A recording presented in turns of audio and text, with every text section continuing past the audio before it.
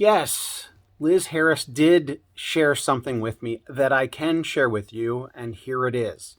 But before that, hello everyone. It's Michael here at Sweet Home Maricopa. Oh, gotta put this in view. There we go.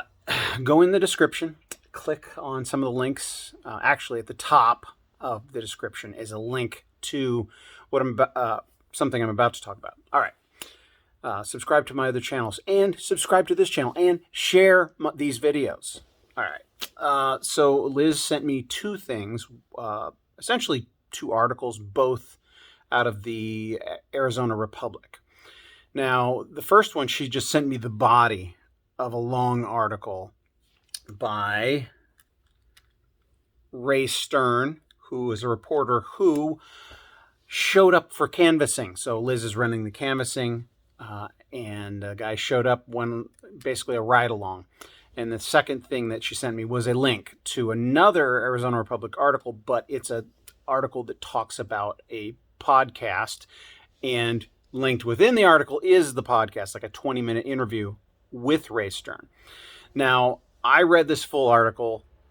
I think she sent me the body of it because you have to register for the Arizona Republic to be able to read it. So I read the full thing.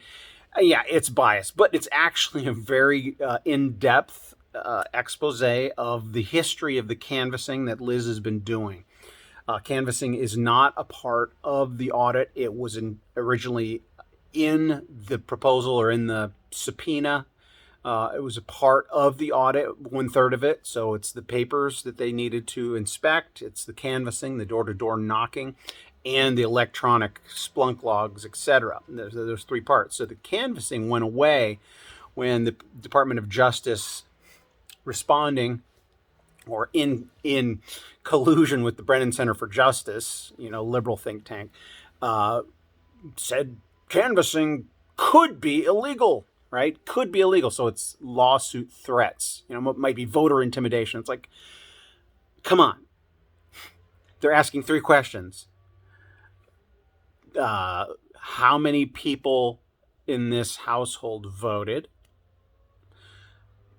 Did you vote in person or by mail-in ballot?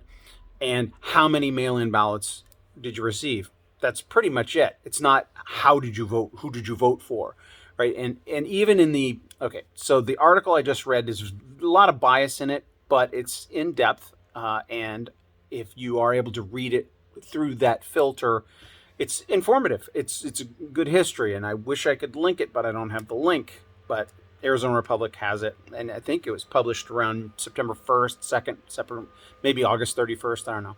Fairly recent. But what I have linked is the article that also links the podcast interview. And I listened to most of that interview, and it's really good. It's an interview of these two podcasters, political news reporters, or whatever, national news reporters from the Arizona Republic, and they interview Ray Stern, and he's really straightforward and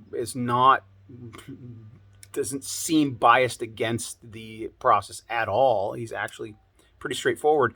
I did notice a bias in one of the questions that the female interviewer asked, how can asking people who they voted for not be illegal, right?